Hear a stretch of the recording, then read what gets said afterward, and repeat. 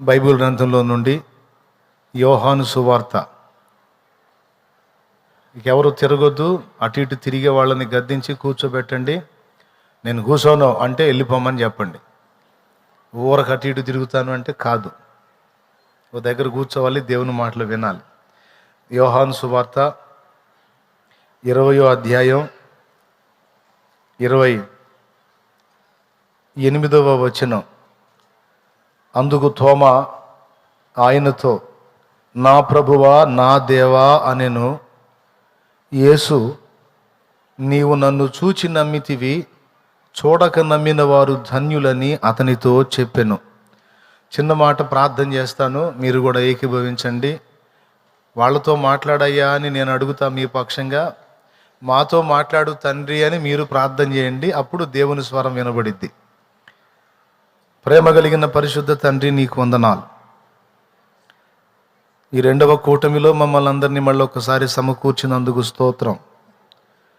చక్కగా అన్ని క్రమాలు జరిగించావు. ఇక నీ మాటలు వినబోతూ ఉన్నాం తండ్రి. మళ్ళీ ఒక్కసారి నాయన, నీ దాసుడు నీ పక్షమున నిలువబడ సాహసించాడు. అపాత్రుడు అయోగ్యుడే కానీ నీ రక్తమును ఆశ్రయించి నీ కృప మీద ఆధారపడ్డాడు. నీ కృపయందు నిరీక్షణ ఉంచు వారి విషయంలో, నీ కృపను వేడు వారి విషయంలో నీవు ఆనందించు దేవుడివై ఉన్నావు గనుక, కేవలం నీ కృపనే ఆధారం చేసుకుని మనుగడ సాగిస్తున్న నీ దాసుని నీ సిలువ చాటున మరుగు చేసి, నీవే నీ బిడ్డలందరినీ దర్శించి వారితో మాట్లాడు. చెప్పే నా మీద నీ అభిషేకం ఉండాల్సిందే, వినేవారి మీద కూడా నీ పరిశుద్ధాత్మ కార్యం జరగాల్సిందే. బాగా వినగలిగే చెవి, గ్రహించగలిగే మనసు, భద్రపరచుకోగల హృదయం బిడ్డలకు దయచేయి. నాతో, మాతో, అందరితో మాట్లాడు. ఉపదేశాన్ని అడ్డగింపు చూసే సైతానీయ దురాత్మ అంధకార శక్తుల ప్రభావం నజరేయుడుగు యేసు క్రీస్తు నామములో బంధిస్తున్నాం. నీ సన్నిధితో దిగివచ్చి మా అందరినీ సంధించమని, ఎక్కడ ఎలాంటి అభ్యంతరములు, ఆటంకములు, అవరోధములు కలిగించకుండా దుష్టశక్తులన్నిటిని యేసు నామములో మరొక్కసారి బంధిస్తున్నాం. ప్రభువా, నీ ప్రాకారం మా చుట్టూ ఉంచి ఆద్యంతము మీరే మాతో మాట్లాడి మహిమ పొందమని యేసు గొప్ప నామమున ప్రార్థించి వేడుచున్నాం తండ్రి, ఆమేన్. ప్రభునందు ప్రియులారా, యేసు ప్రభు మానవాళి యొక్క పాప పరిహారార్థమై కలువరి శిలువలో ప్రాణం పెట్టి సమాధి చేయబడి 3వ నాడు పునరుద్ధానుడై తిరిగి లేచాడు. ఆయన లేచిన తరువాత మొట్టమొదట ఆయనను చూచింది మగ్దలేనే మరియా. ఆమె వెళ్ళి యేసు శిష్యులతో చెప్పింది, వాళ్ళు ఆయన సమాధిని చూశారు, అది ఖాళీ సమాధి. ఆ ఖాళీ సమాధి చూచి ఆయన లేచి ఉన్నాడు అని వారిలో కొందరు విశ్వసించారు. అయితే యూదులకు భయపడి వాళ్ళు ఎవరు కూడా బాహాటంగా మాట్లాడలేదు, గదిలో ఉన్నారు. కొద్ది రోజులు గడిచింది. ఓ రోజు వాళ్ళందరూ కూడి ఉన్నారు. వారి ఎదుట యేసు ప్రత్యక్షమయ్యాడు. తలుపులు మూసున్నాయి, వారు మిద్దెలో ఉన్నారు, తలుపులు క్లోజ్ చేసి ఉన్నాయి. ఎలా వచ్చాడో తెలీదు. వారికి ఆయన కనబడ్డాడు. ఆయన కనబడగానే వాళ్ళందరూ భయపడి ఓ పక్కకి వెళ్ళిపోయారు. ఎందుకు భయపడ్డారంటే, ఆయన చనిపోయి తిరిగి లేచినప్పుడు ఆయనను వారు ముఖాముఖి ఎదుర్కొనుట అదే మొదటిసారి. సమాధి ఖాళీ సమాధి అయితే చూశారు. ఎమ్మాయి మార్గంలో ఒక ఇద్దరైతే ఆయనతో నడిచారు. అందరికీ కనిపించినటువంటి ఘట్టం అది. ఒక్కసారిగా ఆయన వాళ్ళ ముందు నిలవగానే భూతం అనుకొని ఒక పక్కకి వెళ్ళిపోయారు. అంటే యేసు యొక్క ఆత్మ అని వారు భ్రమపడ్డారు. కానీ ఆత్మ కాదు, యేసు దేహముతోనే వచ్చాడు. అది మహిమ శరీరం. మహిమ శరీరానికి ఈ సౌకర్యం ఉంటుందండి. అన్నీ క్లోజ్ చేసి ఉన్నా సరే అలాగ లోపలికి వెళ్ళిపోవచ్చు. స్లాబు అడ్డం ఉన్నా సరే, స్లాబు కాంక్రీట్ అడ్డం ఉన్నా సరే అందులో నుంచి అవతలికి వెళ్ళిపోతుంది. మహిమ శరీరం యొక్క సౌలభ్యం లేక సౌకర్యం అది. మహిమ శరీరానికి వృద్ధాప్యం ఉండదు. ఒక 30 సంవత్సరాల లోపు వ్యక్తి ఎలాగైతే ఉంటారో అలాంటి పర్సనాలిటీ, అలాంటి ఏజ్ కనపడుతుంది. ఆదాము చేయబడినప్పుడు, ఆదాము నిర్మించబడినప్పుడు కరెక్ట్గా ఏ ప్రాయములో ఆదాము నిర్మించబడ్డాడో దాదాపు ఆ ప్రాయములోకి మనమందరం కూడా మహిమ దేహాలు ధరించుకున్నప్పుడు అలాంటి శరీరాలు మనకు వస్తాయి. ముసలివాడుగా చచ్చిపోని, చిన్నవాడుగా చచ్చిపోని, మొత్తం అలాంటి కంప్లీట్ బాడీ అన్నమాట, గ్లోరియస్ బాడీ. ఎందుకంటే అది కూడా బైబిల్లోనే రాస్తుంది. యేసు 33 ఏండ్ల ప్రాయములో సిలువలో ప్రాణం పెట్టి తిరిగి లేచాడు కదా. ఒక 30 ఏండ్ల ఈడుగల వ్యక్తి దేహం ఎలాగైతే అన్ని కొలతలు పర్ఫెక్ట్గా ఉంటుందో అలాగున మనకు ఇవ్వబడే మహిమ శరీరాలు కూడా ఉంటాయి. స్తోత్రం చెప్తారా?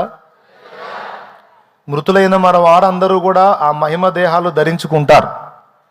ఇప్పుడైతే వారు ఆత్మలుగానే ఉన్నారు. మృతుల లోకం ఒకటి ఉంది, దాన్ని పరదైసు అన్నారు.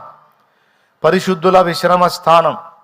యేసు ప్రభుని సొంత రక్షకునిగా అంగీకరించి మారు మనసు పొంది పాపక్షమాపణ నిమిత్తం బాప్తిస్మం పొందినటువంటి పరిశుద్ధ సమూహం అంతా ఆత్మలుగా ఇప్పుడు ఒక ప్రత్యేక స్థానంలో ఉన్నారు. వారు తమ తమ ప్రయాసములు మాని విశ్రమిస్తున్నారు. అంటే విశ్రాంతి లభించేటువంటి ఒక అద్భుత ప్రదేశంలోనికి వారు ఇప్పుడు తీసుకొని పోబడ్డారు దేవదూతల చేత. వారున్న ప్రదేశము దేవుని వనము. పరదైసు అనే మాటకు తోట లేక వనము అనే అర్థం వస్తుంది. దేవుని మహిమ, దేవుని యొక్క ప్రసన్నత నివసించేటువంటి స్థానం అది.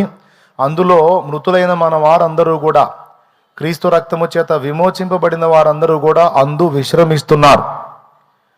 Praise the lord. యేసుక్రీస్తు ప్రభు యొక్క 2వ రాకడలో సమాధులు తెరవబడతాయి అనే మాట మనం 2 పర్యాయాలు చూస్తాం. ఒకటి, 1 కొరింథీ పత్రిక 15వ అధ్యాయము 52వ వచనం నుంచి ఇంటికెళ్ళి ధ్యానించుకోండి. జస్ట్ గుర్తు రాసుకోండి, రెఫరెన్స్ అంతే. ఇప్పుడు మీరు దీర్ఘాలు తీసి చదివేదానికి లేదు, నేను దీర్ఘాలు తీసి చదివి చెప్పేదానికి లేదు. టైం నిడివి కొంచెం. నేనేమన్నా టైం డిలే చేశానంటే మళ్ళా షుగర్ బీపీలో నన్ను తిట్టుకుంటారు, వీడు మనిషి కాదు, అసలు మమ్మల్ని అర్థం చేసుకోడు, పాడు లేదు అని మళ్ళీ వాళ్ళు తిట్టుకుంటారు. అందుకని నేను అవకాశం ఉన్నంత వరకు సింపుల్గా ముగించడానికి ప్రయత్నం చేస్తా. సంతోషంగా స్తోత్రం చెప్పండి. ఎంత సంతోషం.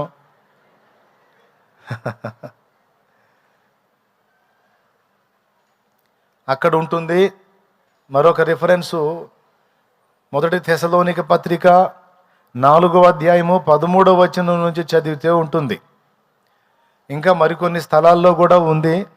అయితే ఈ 2 జస్ట్ గుర్తు రాసుకోండి, ఇంటికి పోయి స్టడీ చేసుకోండి.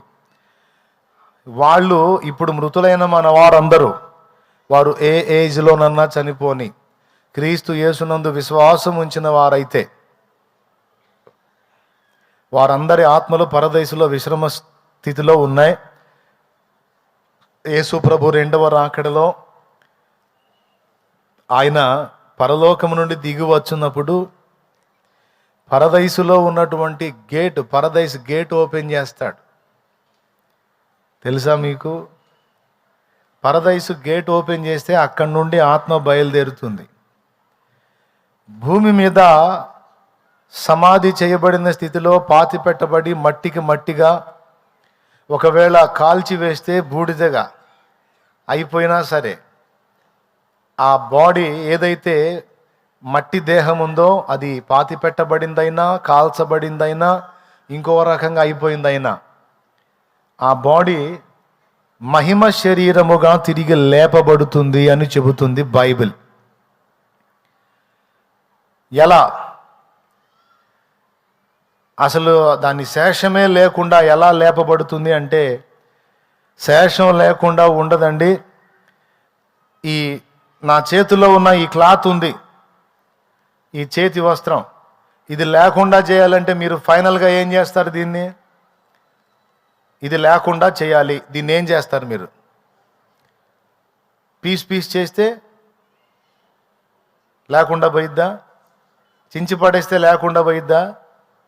మరి లేకుండా చేయాలంటే దీన్ని ఏం చేయాలి? పెద్దగా నాకు తెలుసు కాల్ చేయాలని, అదే చెబుతారని. రైట్, కాల్ చేస్తారు. కాల్ చేస్తే బూడిద ఉందిగా, కాల్చి వేస్తే దాని ఆకృతి కోల్పోతుంది తప్ప శేషము లేకుండా ఉండదు. శేషము లేకుండా చేయగలవా?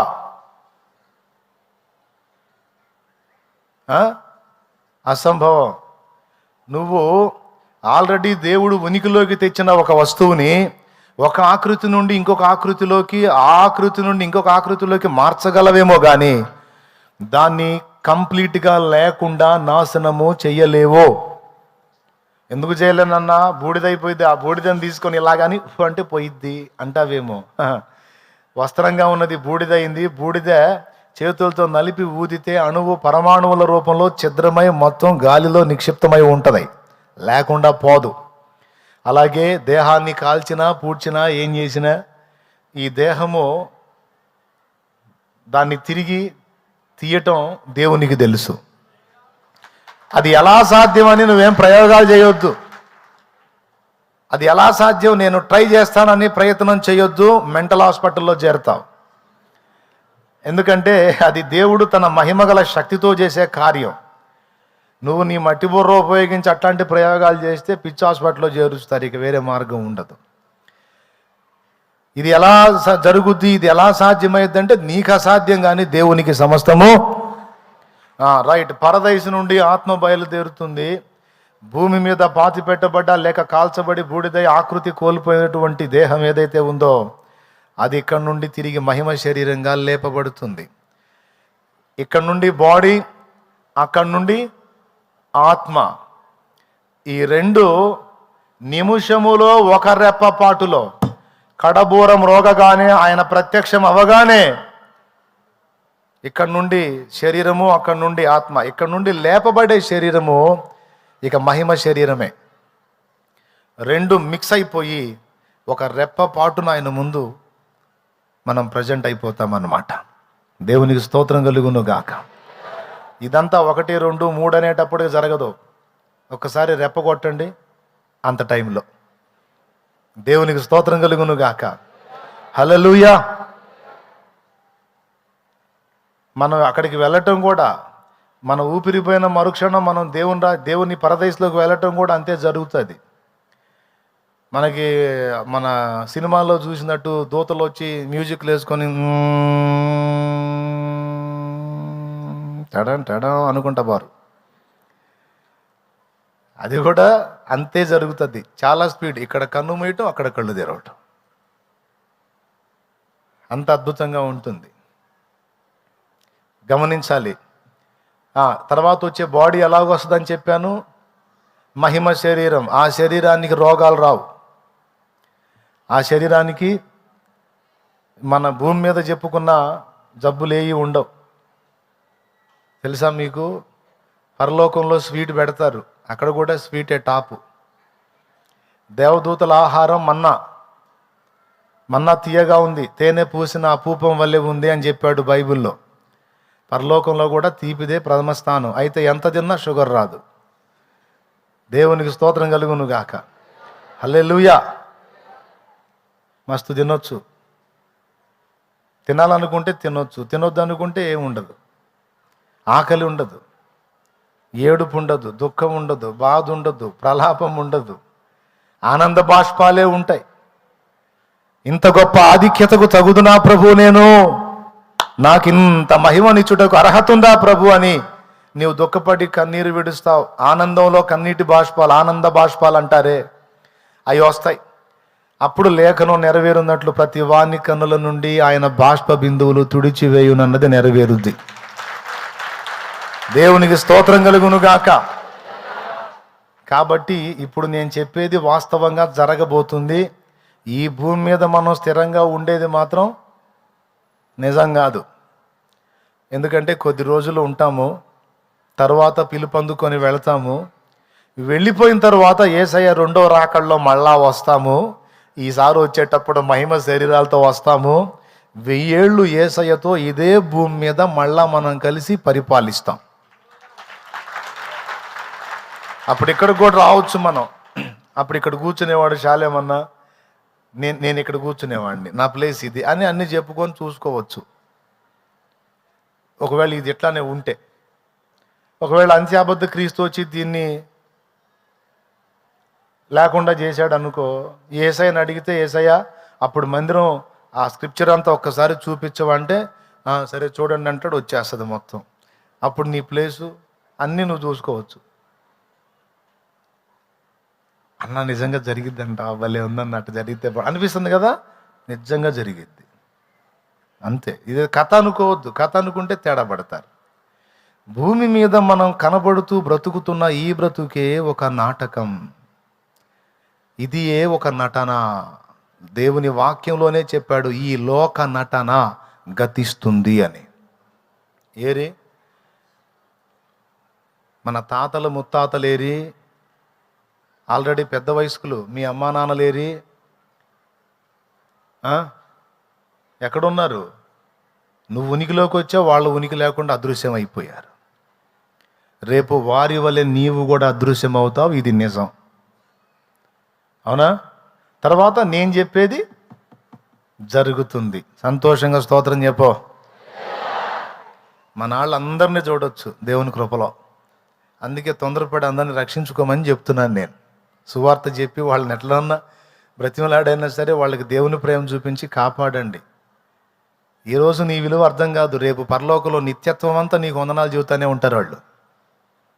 నిత్యత్వం అంతా అసలు నువ్వు నాకు ఇంత మేలు చేయబోతున్నావని అనుకోలేదు, నేను నిన్ను ఎంత అవమానపరిచానో, ఎంత తిట్టానో, ఎంత విసిగించుకున్నానో, నువ్వు వచ్చి దేవుని మాటలు చెబుతుంటే లోపల లోపల తెగ సణుక్కునేవాడిని, తెగ సణుక్కునేదాన్ని అని రేపు వాళ్ళు ప్రతిసారి ఇక నువ్వేం లేదు, ఇక నీకు నిత్యత్వంలో వాళ్ళు దాసులు అయిపోతారు అన్నమాట. యేసయ్య తర్వాత వాళ్ళని రక్షణలోకి నడిపించిన నిన్నే వాళ్ళు అభిమానిస్తారు. గట్టిగా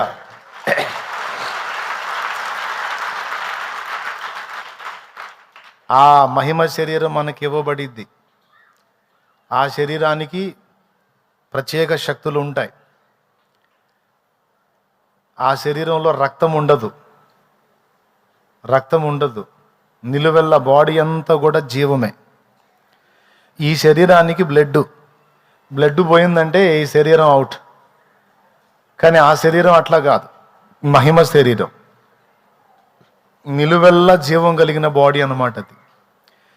మీకు ఉదాహరణ కోసం చూడాలంటే ఒక చెట్టు చూడొచ్చు. మీరు చెట్టును చూడండి. జంతువులు, పక్షులు, మనుషులు వేరు, ప్రాణులు, మిగిలిన ప్రాణులన్నీ వేరు, చెట్టు వేరు. చెట్టును నువ్వేం కదిలించకుండా అలా ఉంచితే 1000 సంవత్సరాలు అలా బ్రతికేసిద్ది అది. చెట్టుకు చావు ఉండదు, తెలుసా మీకు?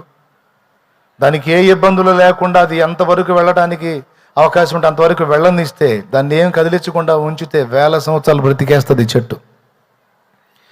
అక్కడక్కడ పెద్ద పెద్ద చింత చెట్లు, పెద్ద పెద్ద చెట్లు కనపడ్డప్పుడు మీకు అరే చెట్టు బాగుంది అనుకుంటారేమో. నేను అలా కాదు, ఎన్ని తరాలు చూసిందో ఈ చెట్టు అనుకుంటాను నేను. ఇదే చెట్టు కింద ఎంతమంది సేద తీరారో, ఎన్ని తరాల ప్రజలు సేద తీరారో అనుకుని ఆ చెట్టు దగ్గరికి వెళ్ళినప్పుడు పూర్వులను గురించి ఆలోచిస్తాను, గత కాలంలో ఉన్న వ్యక్తులను గురించి. వృక్షం యొక్క లక్షణం మీకు తెలుసా? ఒక కొమ్మ నరికావు అనుకో, మళ్ళీ అక్కడి నుంచి కొమ్మ పుట్టుకొస్తుంది. మొదల కంట నరికావు అనుకో, అక్కడి నుంచి మళ్ళీ అనేక కాండాలు పుట్టుకొస్తాయి. చెట్టు నిలువెల్లా జీవమే. గమనించండి, అవునా కాదా? అలాగా మహిమ శరీరం నిలువెల్లా జీవంతో ఉంటుంది. మహిమ శరీరం యొక్క సౌకర్యం నిలువెల్లా జీవంతో ఉంటుంది. రెండవది, అనుకున్న స్థలానికి వెళ్ళడానికి అవకాశం ఉంటుంది. అంతేకాదు పదార్థం తినగలుగుతుంది. అలాంటి శరీరం, దాని ఏజ్ కూడా యవన ప్రాయమే ఉంటుంది, 30 ఏండ్ల ప్రాయం ఉంటుంది. సరే, ఇక ఆ వ్యవహారాన్ని పక్కన పెడదాం. అది కాదు నేను చెప్పాలనుకున్నది. సందర్భం వచ్చింది కాబట్టి చెప్పా, జస్ట్ మీరు కొంచెం ఆనందపడతారని, ఆ మహిమ శరీరం కోసం ప్రిపేర్ అవుతారని చెప్పా. ఇప్పుడు పాయింట్కి వస్తున్నా, జాగ్రత్తగా వినండి. ఆ మహిమ శరీరంతో వాళ్ళ ముందు ప్రత్యక్షమయ్యాడు. వారు భూతమని భ్రమపడి పరిగెత్తారు. ఎవరు? శిష్యులు. అప్పుడు ఆయన అన్నాడు, మీరు ఎందుకు భయపడుతున్నారు? నేనే అన్నాడు. ప్రభువా నీవేనా? ఏం వల్లే మాకు ఆత్మ ఏమో అని భయంగా ఉంది అని గడగడలాడారు. భూతమునకు నాకున్నట్టు మాంసమును ఎముకలను ఉండవు. ఒక ఆత్మ ఎలా ఉంటుందో యేసయ్య చెప్పాడు. భూతము అన్న కాడ పుట్టినోట్లో ఆ ఆత్మ అని ఉంటుంది. కాబట్టి భూతమునకు నాకున్నట్టు మాంసమును ఎముకలు ఉండవయ్యా, మీరు వచ్చి నన్ను పట్టి చూడొచ్చు. నేనేదో ఒట్టి గాల్లో ఏదో బ్లర్గా కనపడటం కాదు, రియల్గా నేను పర్సన్నే, మహిమ శరీరం ధరించుకొని ఉన్నాను. ఏ శరీరం అయితే సిలువ వేయబడి చంపబడిందో అదే శరీరము మళ్ళా అక్షయతను ధరించుకొని తిరిగి లేచింది. ఆ బాడీయే ఇది అన్నాడు.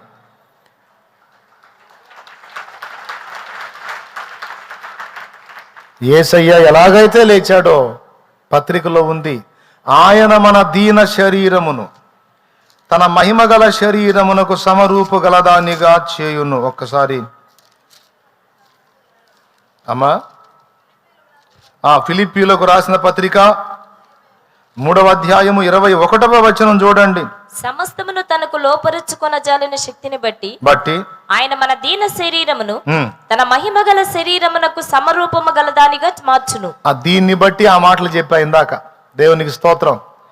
మన దీన శరీరమును తన మహిమగల శరీరమునకు సమరూపము గలదానిగా చేయును. యేసయ్య ఎలాగైతే మహిమ దేహం కలిగి ఉన్నాడో, ఏ ఏజ్లో ఉన్నాడో, ఏ పొజిషన్లో ఉన్నాడో, యాజ్ ఇట్ ఈజ్గా మనకు కూడా అదే శరీరము ఇస్తాడనే మాట ఆ మాట యొక్క అర్థం. మన దీన శరీరం అంటే మృతతుల్యమయ్యే ఈ శరీరం, ఆయన శరీరం మహిమగల శరీరమునకు సమరూపు గలదిగా మారిపోయిద్దట. అబ్బా ఎప్పుడైద్దో, తొందరపడుతున్నాం కానీ ఇంకా సేవ చేయాలి కదా. యేసయ్య రాకడ వచ్చిందనుకో, ఒకవేళ మనం పోకముందే ఇక చచ్చిపోయే అవసరం లేదు. మనం చూస్తూ ఉండగానే ఈ బాడీ అలాగ మారిపోయిద్ది. తెలుసా మీకు? మనం ఉండగానే యేసయ్య రాకడ వస్తే మళ్ళా చచ్చిపోయి మళ్ళా పునరుద్ధానంలో మహిమ శరీరం అవసరం లేదు. ఇక మనం ఉండగానే ఉన్నట్టుగానే ఈ క్షయదేహము అక్షయతను ధరించుకొని మారిపోయిద్దట. అది గుర్తు చేసుకుంటేనేమో ఉండగానే యేసయ్య వస్తే బాగుండని అనిపిస్తుంది. మరి మనం మరణం చూసే అవసరం లేకుండా మహిమ శరీరం వచ్చేదానికి మనం ఆశిస్తే మరి యేసయ్య ఇప్పుడే తొందరపడి వస్తే చాలామంది పాతాళానికి పోతారు. అందుకని పర్వాలేదులేయ్యా, అందరూ రక్షింపబడాలి, నాకు అంతే జాలయ్యా అని అనుకో. ఒకవేళ ఆయన సమయమై వచ్చాడు అనుకో, స్తోత్రం. ఓకే. కాబట్టి అలాగూ ఆయన శరీరం వల్లే మన శరీరాన్ని కూడా మారుస్తాడు. నీ సంబంధులు ఎలాగన్నా కన్ను మూయని, ఎలాగన్నా ఈ లోకాన్ని వదలని, కానీ తప్పనిసరిగా వాళ్ళు అలాగున తిరిగి లేపబడతారు.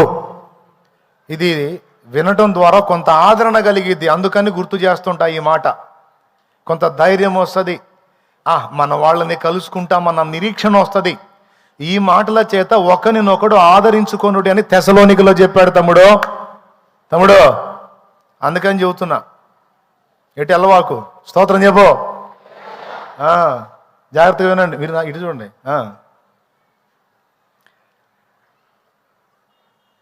అయితే వాళ్ళు భయపడితే ఆయన అన్నాడు, నన్ను పట్టి చూడండి అన్నాడు. ఆయన దగ్గరకు రాలా.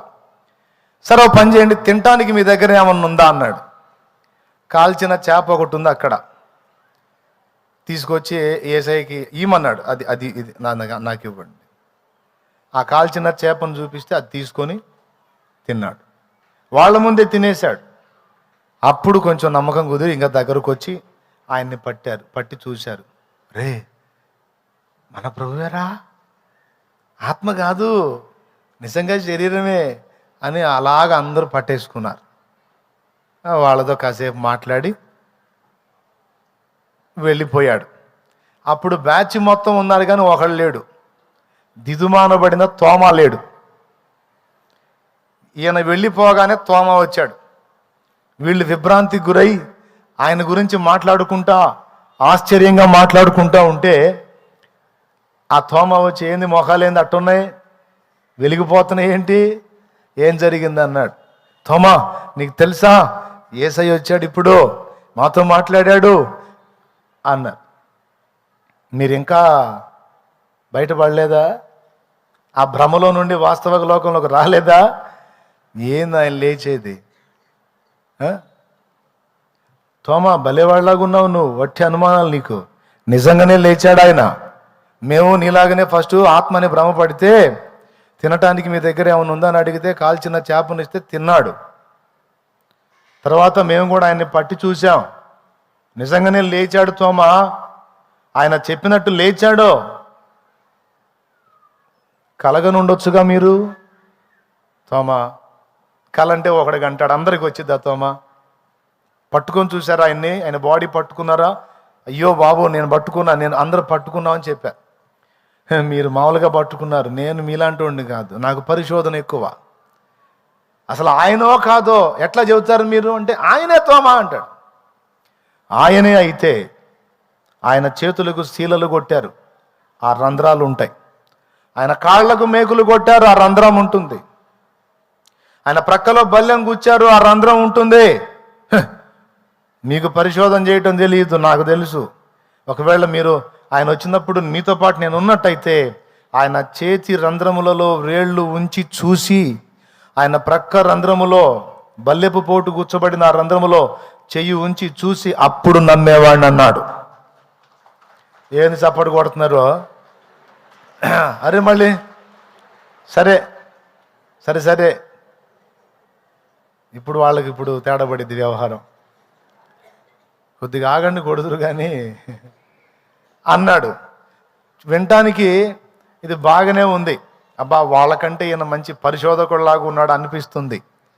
కానీ పాపం వాళ్ళ మనసు బాధపడింది. అరే మేము ఎంత చెబుతుంటే అందరిని పిచ్చోళ్ళని చేస్తాడండి తోమా అనుకొని వాళ్ళు ఇబ్బంది పడ్డారు. తర్వాత యేసయ్య విన్నాడు. ఆయన తెలుసుగా, ఇక్కడ నేను కూర్చొని వాక్యం చెబుతుంటే ఎక్కడ ఎవరు ఏమనుకుంటున్నారో నాకు తెలియదు. కానీ యేసయ్యకు తెలుసు ఎక్కడ ఎవరు ఏమనుకుంటున్నారో, ఎవరు ఏం చేస్తున్నారో. కొంతమంది చర్చి అని వంక పెట్టుకొని వచ్చి చర్చిగాని వచ్చి బయటికి పోయి ఫోన్లు మాట్లాడుతుంటారు పరిశుద్ధులు. వాళ్ళకి ఎక్కడ మాట్లాడడానికి అవకాశం దొరకదు. అందుకని దీన్ని అడ్డం పెట్టుకొని వచ్చి బయట ఫోన్ మాట్లాడుకుంటూ ఉంటారు. ఏంటి ఏం చేస్తున్నా? చర్చికి వచ్చానని. చెప్పు తీసుకొని కొట్టాలనిపించింది. అట్లాంటి వాళ్ళు తగిలితే చెప్పండి, ఇందుకోసం వచ్చావా అంటే ఇంటికాడే సావకపోయావా, ఎడకెందుకు వచ్చావా అని అడగండి. అట్లా ఫోన్లు తీసుకొని బయట తిరిగేవాళ్ళు కొంతమంది దేవుని సన్నిధిలోనే కూర్చుంటారు. దొంగ చూపులు చూసుకుంటే ఎక్కడో మూల కూర్చొని చాటింగ్లు చేసుకుంటూ ఉంటారు. అదొక సైతాన్ బ్యాచ్. అట్టంటోళ్ళు కొంతమంది ఉన్నారు. మరీ బరి తెగింపు అన్నమాట అది. ఎవరెవరు ఏమేం చేస్తున్నారో, ఎవరు ఏం ఆలోచిస్తున్నారో, ఎవరు ఏ తలంపులు కలిగి ఉన్నారో, ఎవరి ఆంతర్యం ఏంటో మొత్తం తెలుసు ఆ పెద్ద ఆయనకి. ఏదో ఆ ఫోటోలో రాశారు ఆర్ట్ అట్ట, ఏదో 2 ఏళ్ళు ఇట్ట పెట్టి ఏదో తలట్టొంచి ఏదో అమాయకంగా దీనంగా చూస్తుంటే పాపం అనుకుంటారు యేసయ్యకి ఏం తెలియదు, పిచ్చి మహారాజు అనుకుంటారు. లేఖనం చెబుతుంది ఆయన ప్రతి వాని ఆంతర్యం ఎరిగిన వాడని. అది మనుషుని ఆంతర్యం ఎరిగినవాడు ఆయన. ఎవరినైనా బురుడి కొట్టించవచ్చు కానీ యేసయ్యను కొట్టించలేం. ఈ తోమా పలికిన మాట విన్నాడు ఆయన. 7 దినములైన తర్వాత మళ్ళీ వచ్చాడు. 8 దినములైన తర్వాత మళ్ళీ వచ్చాడు. అప్పుడు బ్యాచ్తో పాటు తోమా కూడా ఉన్నాడు. ఈసారి వాళ్ళకి కనబడి వాళ్ళెవరిని పిలవలా, తోమా అన్నాడు. గతుక్కుమన్నాడు తోమా. ఇంతమందిని వదిలిపెట్టి నన్నే పిలుస్తున్నాడు ఏంటంటే, ఇప్పుడు నువ్వేగా కేసు మరి దా ప్రభువా అన్నాడు. దాదా అయ్యా అన్నాడు. అయ్యా లేదు గేలదా, ఇదిగో నాకు శీలలు కొట్టారు, సిలువకి కొట్టినప్పుడు ఇగో రంధ్రాలు చూసావా, కనబడుతున్నాయా? ప్రభువా అయ్యా నువ్వు నీ చెయ్యిటి, నీ వ్రేలిటి ఇదిగో చూడు ఉందా. గడగళ్ళాటం మొదలు పెట్టాడు. చెయ్యి వెనక్కి తీసుకున్నాడు. ప్రభువా అన్నాడు. ఆగో రా అయ్యా, ఇంకొక మాట కూడా అన్నావుగా, ప్రక్క బల్లెపు పోటు గురుతులో కూడా చేయబెట్టి చూస్తాను నన్ను. ఇదిగో ఇక్కడ నాకు బల్లెం కూర్చింది, ఇదిగో రంధ్రం, చెయ్యిటి అని ఆ చెయ్యి తీసుకొని ఆ రంధ్రంలో ఉంచి బల్లెపు పోటేనా తోమా? ప్రభువా ఇప్పుడు చెప్పు తోమా, నమ్ముతున్నావా? నా ప్రభువా, నా దేవా. తోమా, అవిశ్వాసివి గాక విశ్వాసివై ఉండు. తోమా, నువ్వు చూచి నమ్మావు, చూడక నమ్మిన వారు ధన్యులు తోమా. హల్లెలూయా. నువ్వు చూసి నమ్మావు. చూసి నమ్మటాన్ని నేను నమ్మకం అన్నారు, విశ్వాసం అన్నారు. చూడకయే నమ్ముటను విశ్వాసం అంటారు. నీవు నన్ను చూచి నమ్ముచున్నావు తోమా, నన్ను చూడకయే నమ్మిన వారు ధన్యులు. బాగుంది. ఈరోజు నేను ఇందాక చెప్పిన మాటలు వాస్తవంగా మీరు చూడలేదు, కానీ మీరు నమ్ముతున్నారా? మహిమదేహం వస్తుందంటే మీరు నమ్ముతున్నారా? మన పితరులందరూ తిరిగి లెగుస్తారంటే మీరు నమ్ముతున్నారా?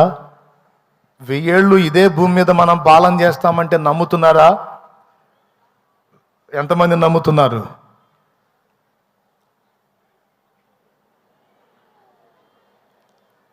నమ్ముతున్న వాళ్ళందరూ చేతులు ఎత్తాలి. చాలా సంతోషం, మీకు అందరికీ నా వందనాలు.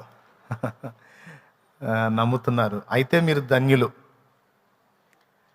ఎందుకంటే చాలామంది ఆశిస్తారు, నా కన్నుల ముందు దేవుడు ఏదన్నా ఒక అద్భుతం చేస్తే బాగుండు. ఆనాడు అపోస్తలిక కాలంలో వాళ్ళందరి కన్నుల ఎదుట దేవుడు ఎన్నో అద్భుతాలు, ఆశ్చర్యాలు, సూచక్రియలు, మహత్కార్యాలు చేశాడు కదా. నేను కూడా చూస్తూ ఉండగా అలాంటి అద్భుత కార్యములు చేస్తే ఎంత బాగుండు అనే ఆశ ఎవరికి ఉండదండి? అందరికీ ఉంటుంది కదా. మీకుందా ఆశ?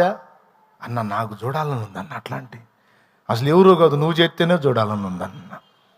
ఏమండి, ఆశ ఉందా మీకు? ఆయన అద్భుతాలు కన్నులారా చూడాలని?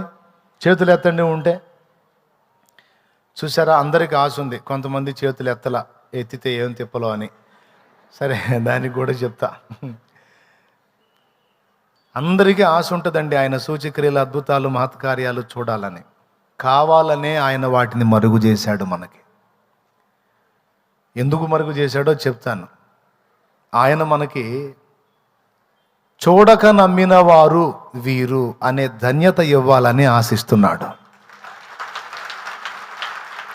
అర్థమైందా?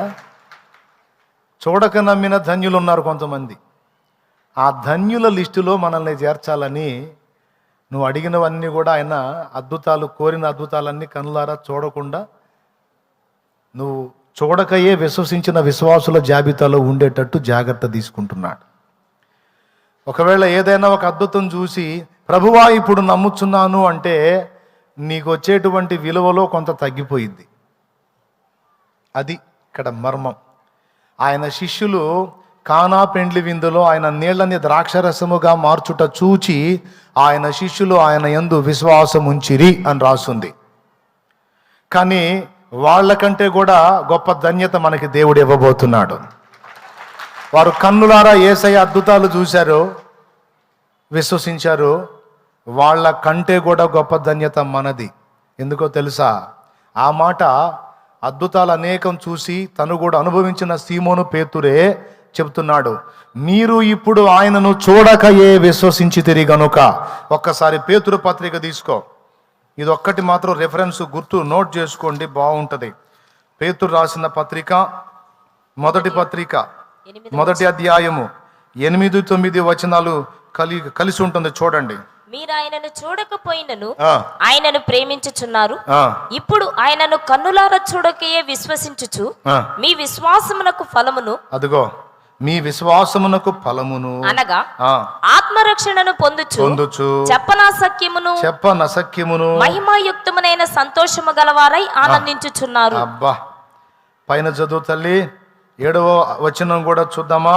నశించిపోవు సువర్ణము దానికంటే అమూల్యమైన మీ విశ్వాసము ఈ శోధనల చేత పరీక్షకు నిలిచినదాయి యేసుక్రీస్తు ప్రత్యక్షమైనప్పుడు మీకు మెప్పును, మహిమయు, ఘనతయు కలుగుటకు కారణమగును. ఏం కారణమైద్ది? విశ్వాసం. ఏ విశ్వాసం? చూడకయే మీరు ఆయన యందుంచిన విశ్వాసం. చూడకయే మీరు ఆయన యందు విశ్వాసం ఉంచారు. ఆయనను చూడలేదు, కానీ ఆయన కోసం ప్రాణం పెట్టడానికి కూడా సిద్ధపడ్డారు. ఆయన వదిలిపెట్టడానికి ఇష్టపడలేదు. ఎన్ని బాధలైనా పడ్డారు, ఎన్ని కష్టాలైనా పడ్డారు, కానీ ఆయన వదులుకోవడానికి ఇష్టపడలేదు. కనుక మీ విశ్వాసము అమూల్యమైనది అన్నాడు. అంటే వెల చెల్లింపలేనిది. దానివల్ల మీకు మెప్పు, మహిమ, ఘనత యేసునొద్ద నుండి మీకు లభిస్తాయని చెప్తున్నాడు ఆయన. స్తోత్రం చెప్తారా? ఆ ధన్యుల లిస్టులోకి చేర్చాలనే చాలా వరకు కొన్ని కార్యాలు నీకు చూపకుండా ఆపాడు. ఏదన్నా ఒక అద్భుతం జరిగినా నీకు అర్థమయ్యి కాకుండా ఉంటుంది. అది కూడా అద్భుతమే, కానీ అది అద్భుతమో కాదు అని అనుమానించడానికి అనుకూలంగా ఉండేటట్టు కార్యం చేస్తాడన్నమాట. ఎందుకంటే ఆయన కోరిక చూడకయే విశ్వసించిన వారి జాబితాలో మనం ఉండాలని. అది శ్రేష్టమైన విశ్వాసం. Praise the Lord. ఇప్పుడు వరుసగా చెప్పుకుందాం. మొట్టమొదట మీలో దేవుణ్ణి చూసిన వాళ్ళు ఎంతమందో చేతులు ఎత్తండి. దేవుణ్ణి ముఖాముఖి చూసిన వాళ్ళు చేతులు ఎత్తండి. దర్శనాలు, స్వప్నాలు కాదు, ఆయన ఉన్నది ఉన్నట్టు ముఖాముఖి ఆయన్ని ఫేస్ టు ఫేస్. ఎక్కడో ఒకళ్ళు, అది కూడా నేను పూర్తిగా ఎంక్వైరీ చేస్తే ఏదో దర్శనమో స్వప్నమో అని ఏదో చెబుతారు, కానీ ఫేస్ టు ఫేస్ ముఖాముఖి ఆయనను చూచినటువంటి వ్యక్తులు, ఆయన ఉన్నది ఉన్నట్టుగా ఎవ్వరూ భూమి మీద లేరు. అదేందన్నా? అడగండి, చెబుతా. నేను కాదు ఆ మాట చెప్పింది, యోహాను చెప్పాడు 2 సార్లు. ఒకసారి యోహాను సువార్త 1వ అధ్యాయము 18వ వచనం ఒకసారి చూడండి త్వరగా. ఎవడును ఎప్పుడైనను దేవుని చూడలేదు. అదుగో, ఎవడును ఎప్పుడైనను దేవుని చూడలేదు. తండ్రి రొమ్మునను చాలు చాలు చాలు చాలు. ఎవడును ఎప్పుడును దేవుని చూడలేదు అని వాక్యం చెప్తుంటే నేను చూశానంటావు. ఐసా కైసా హోతా. స్తోత్రం చెప్పు అబ్బాయి. అబ్బాయి సువార్త ఏం చెబుతావు? స్తోత్రం చెప్పు. స్తోత్రం. సాగేం చేస్తావు అబ్బాయి? జాగ్రత్తగా విను. నువ్వు బాగా వినటం నేర్చుకోవాలి అబ్బాయి, అప్పుడు సేవ చేస్తారు, చెప్పగలుగుతారు ఎదుటి వాళ్ళకి. అసలు ఏం చెబుతున్నాడు, ఎటు నుంచి ఎటు పోతున్నాడు, వీటి సంగతి ఏందో తేలుద్దామనన్నా వినండి అబ్బాయి. ఎక్కడో చాగాం. ఎవడును ఎప్పుడును దేవుని చూడలేదు. ఉందా లేదా? ఆ యోహానే రాసిన పత్రికలో కూడా ఉందా మాట. ఒకసారి తీసుకోండి, యోహాను పత్రిక, 1వ పత్రిక తీయండి. యోహాను రాసిన 1వ పత్రిక 4వ అధ్యాయం 12వ వచనం చూడమ్మా. ఏ మానవుడును దేవుని ఎప్పుడును చూచి ఉండలేదు. చూసారా? ఏ మానవుడును దేవుని ఎప్పుడును చూచి ఉండలేదు. అయిపోయే. ఓకేనా? ఇప్పుడు అంటే జస్ట్ గుర్తు రాసుకోండి. 1 తిమోతి పత్రిక 6:15 కూడా చూసుకో ఒకసారి. సమీపింపరాని తేజస్సునందు ఆయన మాత్రమే వసించుచు అమరత్వం గలవాడై ఉన్నాడు. మనుషులలో ఎవడును ఆయనను చూడలేదు. అదుగా మాట వినాలి, అది గుర్తుపెట్టుకోవాలి. మనుషులలో ఎవడును ఆయనను చూడలేదు, ఎవడును చూడనేరడు. అసలు చెప్పేశాడు, అసలు సాధ్యమే కాదన్నాడు. చూడలేదు కాదు, చూడలేడు కూడా అన్నాడు. ఇప్పుడు చెప్పండి ఒకసారి స్తోత్రం. మరి ఇప్పుడు నేను దేవుణ్ణి చూశానంటే ఎట్లా వస్తుంది? అది ఎట్లా అవుతుంది? మరి అట్లయితే అన్నా, పాత నిబంధనలో మోషే చూసింది ఎవరిని? అబ్రహాం ఎదుర్కొన్నది ఎవరిని? ఆదాము చూసింది ఎవరిని? చాలామంది పరిశుద్ధులు, అలాగే మోషే, అహరోను, ఇశ్రాయేలు పెద్దలు 70 మంది ఎక్కిపోయి ఇశ్రాయేలీయుల దేవుని చూచిరి అని ఉంది కదా. మరి అదెవరో? అట్లా అడగండి, చెబుతా. అదెవరంటే, భూమి మీద మనుషులు చూడటానికి అనుగుణ్యమైన దేహమును ధరించుకొని తన పూర్తి మహిమను త్యజించి మన కన్నులు తట్టుకోగలిగిన మేరకు తన మహిమను తగ్గించుకొని సామాన్య మానవులాగానే వాళ్ళ కనపడ్డాడు ఆయన. అర్థమైందా? ఆ కనపడ్డవాడు కూడా ఎవరో తెలుసా? నజరేయుడు యేసే. యేసయ్యే కనపడ్డది. ఆదాం దగ్గరకు వచ్చింది ఆయనే, మోషేతో మాట్లాడింది ఆయనే. పాత నిబంధన గ్రంథములో యెహోవా అనే పేరిట వ్యవహరించిన వాడెల్లా అనేక ఘట్టాలలో యేసే. అదేందన్నా యెహోవా అంటే తండ్రి కదా? తండ్రి ఉన్నాడు. యెహోవా అనే నామము ఒకనికే లేదు, ఒకనికంటే ఎక్కువ మందికి ఆ నామం ఉన్నది. పాత నిబంధనలో చెప్పబడిన యెహోవా, భక్తులతో వ్యవహరించినటువంటి యెహోవా యేసయ్యే అని నేను చెప్పడానికి ఆధారం చూపిస్తారా? యెషయా గ్రంథం తొందరగా తిప్పాలి, లేట్ లేదు. చదువు లేని వాళ్ళకి మళ్ళా బుర్ర వేడెక్కిద్ది. వాళ్ళకి ఏదన్నా అర్థం కానీ ఒక వచనం చెప్పాను అనుకో, చిర్రెత్తి చూస్తారు నాకెళ్ళి. యెషయా గ్రంథం 48వ అధ్యాయం 12వ వచనం నుంచి చూడు. యెషయా గ్రంథం 48:12 చదువు తల్లి. యాకోబు నేను పిలిచిన ఇశ్రాయేలు నాకు చెవియొగ్గు వినుము. ఎవరైనా ఇలా పిలిచి మాట్లాడేవాడు ఎవరు? పేరు చెప్పండి, ఆయన పేరు. పాత నిబంధనలు ఆయన పేరేంటి? అబ్బా పెద్దగా చెప్పండి చదువుకున్నోళ్ళు. ఇంకొకరు చెప్పండి. యెహోవా. యెహోవా మాట్లాడుతూ అంటున్నాడు, నేనే ఆయనను, నేను మొదటి వాడను కడపటి వాడను. అదిగదిగదిగో ఈ మాట రౌండ్ చేయండి.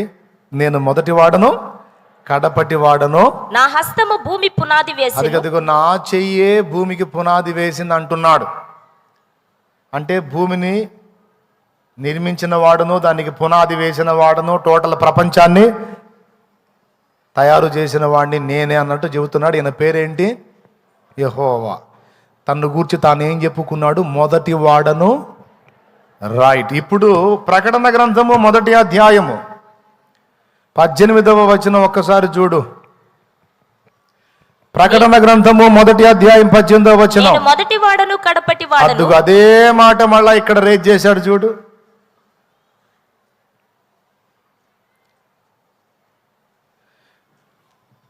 ప్రప్రథముడ మరి కడపటివాడా, మృతుడై బ్రతికిన నిరత నివాసి. అవునా? మొదటి వాడను కడపటి వాడను అని యేసయ్య చెబుతున్నాడు ప్రకటన గ్రంథం 1:18. ఇదే మాట పాత నిబంధనలో యెషయా గ్రంథము 48:12 యెహోవా చెబుతున్నాడు. ఇప్పుడు చెప్పండి, అక్కడ యెహోవా ఎవరు? ఎవరు ఈ భూమికి పునాది వేసింది?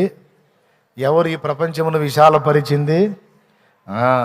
పొడిసిటిలోన జలములను కొలిచిన వాడితడు, పర్వతములను త్రాసులో తూచిన వాడితడు.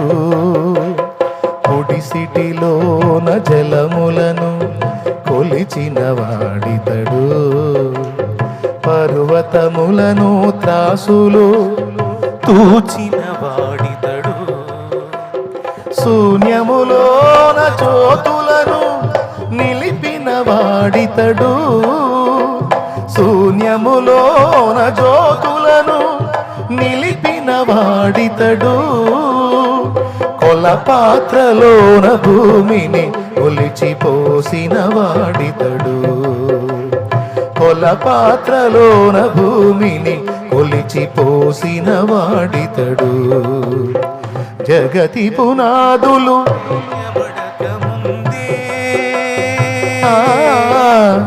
భూమి ఆకాశం చేయబడక ముందే ఉన్న దేవుడు ఆది సంభూతుడు, ఉన్న దేవుడు ఆది సంభూతుడు. జగతి పునాదులు వేయబడక ముందే. దేవునికి మహిమ.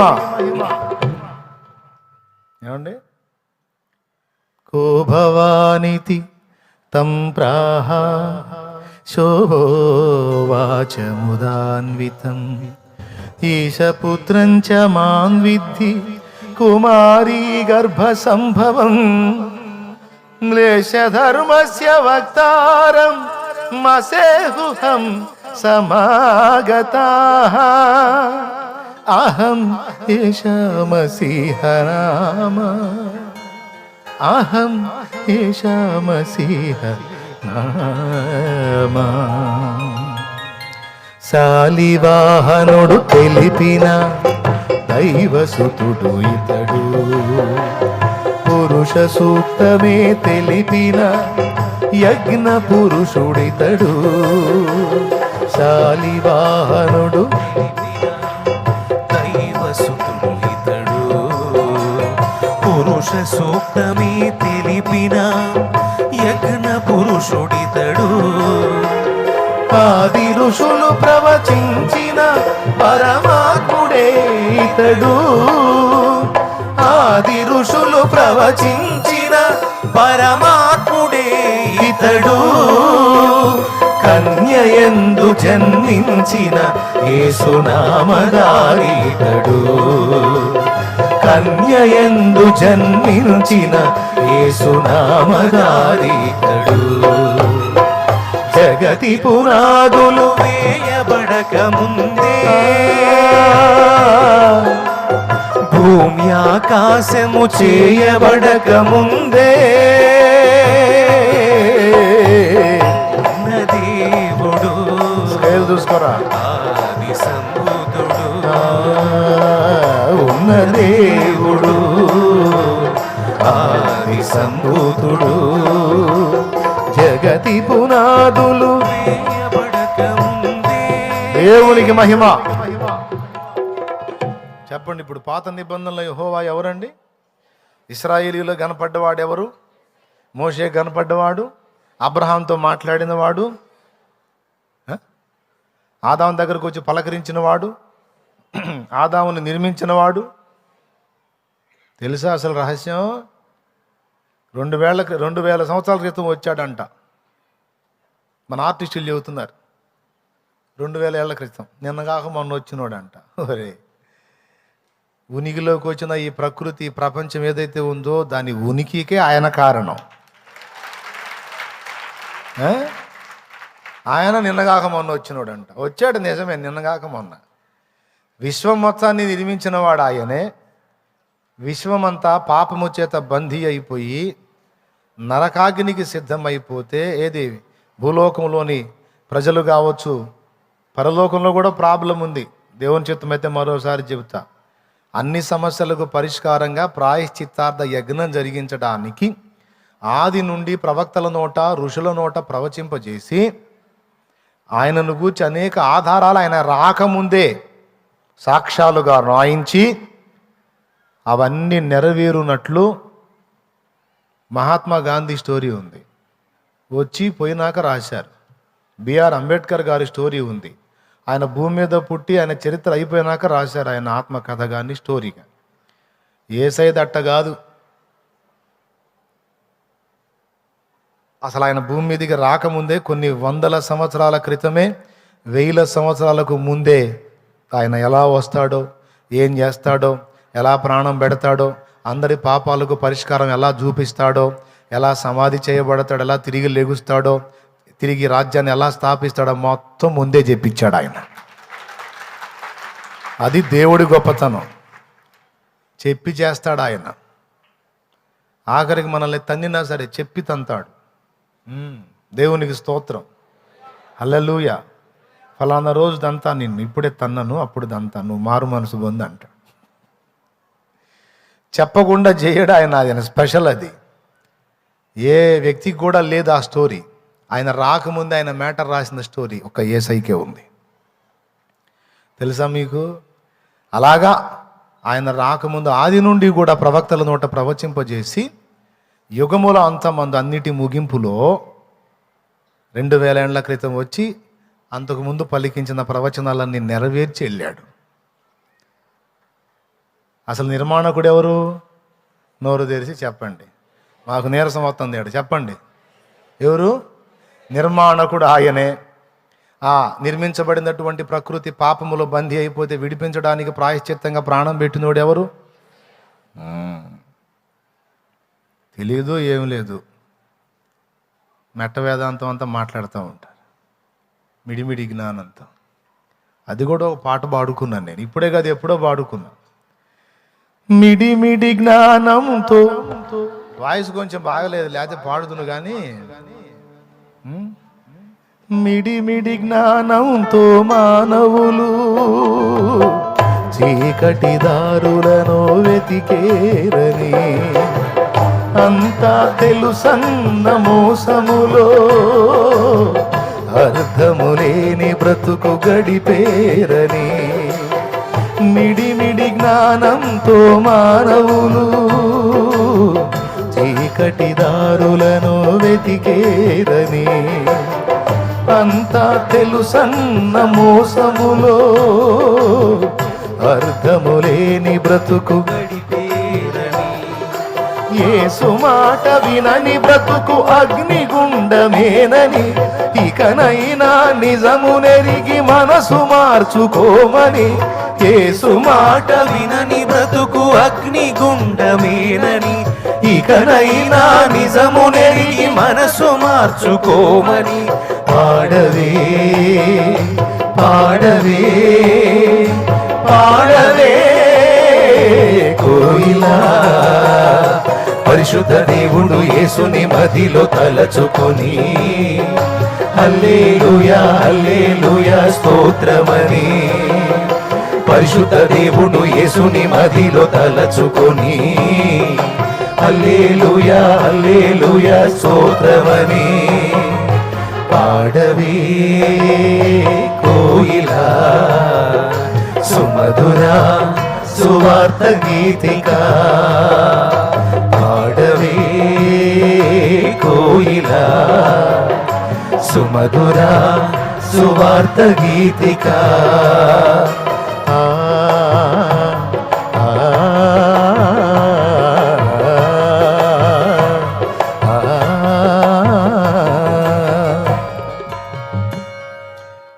సంవత్సరాల క్రితమే పాడుకున్నా.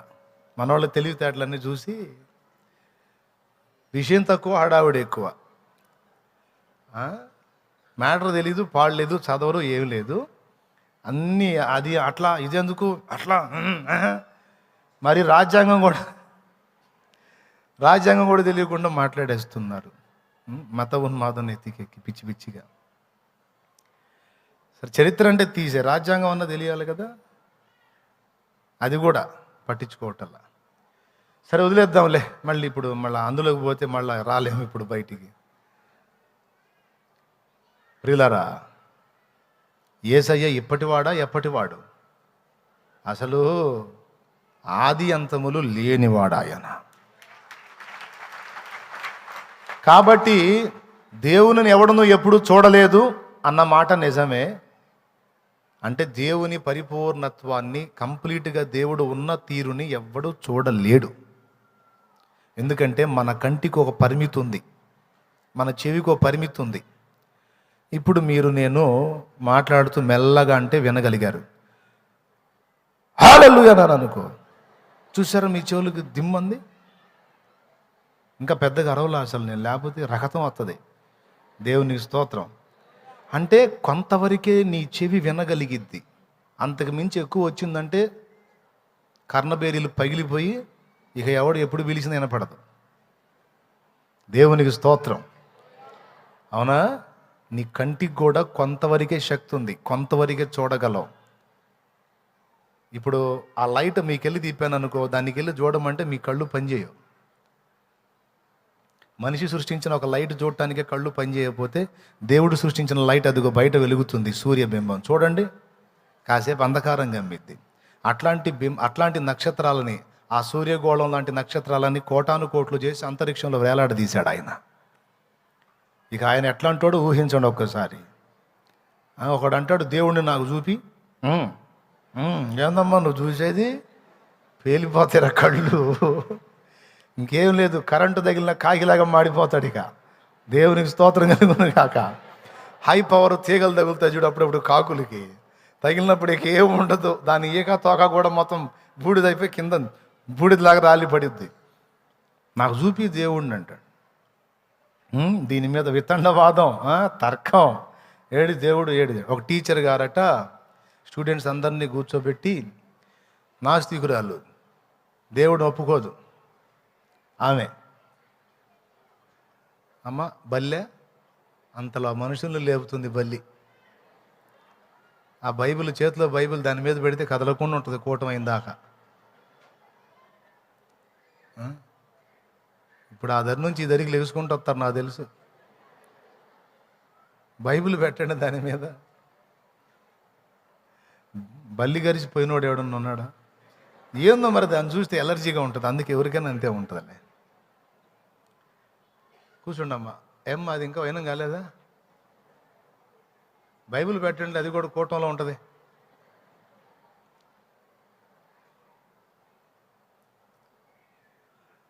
పట్టుకున్నావా? శబ్బాష్ రా. కూర్చోండి, ప్రశాంతం కూర్చోండి అమ్మా.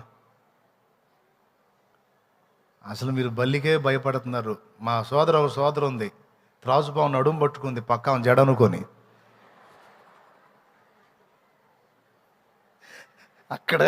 అక్కడ వాక్యం చెబుతున్న ఆన్లైట్లో. అప్పుడు ఈ బండలు లేవు, కిందంతా పరద. ఆ పరదాలో అక్కడక్కడ రంధ్రాలు ఉన్నాయి ఆ పరదాకి. అది మరి ఎట్లా వచ్చిందో లోపలికి. ఆ పరదా రంధ్రంలో నుంచి తలకాయ పరదా కిందే ఉంది, తోక పరదా కిందే ఉంది, మధ్యలో నడుము బయటకు వచ్చింది. అది పక్కన ఈ సోదరి మీద టచ్ అవుతూ ఉంటే పక్కన జడ ఏమో కానుకుంటుందేమని అంటుంది. వాక్యం వింటా ఏంది మాటికి వచ్చి పడుద్దని గట్టిగా పట్టుకుంటే కదిలింది. ఇక లేచి గంతులేసింది, పక్కోళ్ళ మీద పడిందా. ఏం టెన్షన్ పడలే, ఎవరు లేవాలా, అట్లనే కూర్చున్నాం. దాన్ని అలానే పరదా కింద అట్లనే పెట్టాం. కూటం అయిపోయినాక దాని యాత్ర ముగింపు చేసి పంపించాం. అది కూడా ఒరిజినల్ కంపెనీ బ్రాండ్ త్రాసుపాం. ఏమండి? కాబట్టి ఏం భయపడద్దు, బల్లి ఏం చేసిద్ది. సరేనా? ఎక్కడో చాగాం, ఏమో ఎవరికి తెలుసు, ఏదో చెబుతున్నాం మొత్తం.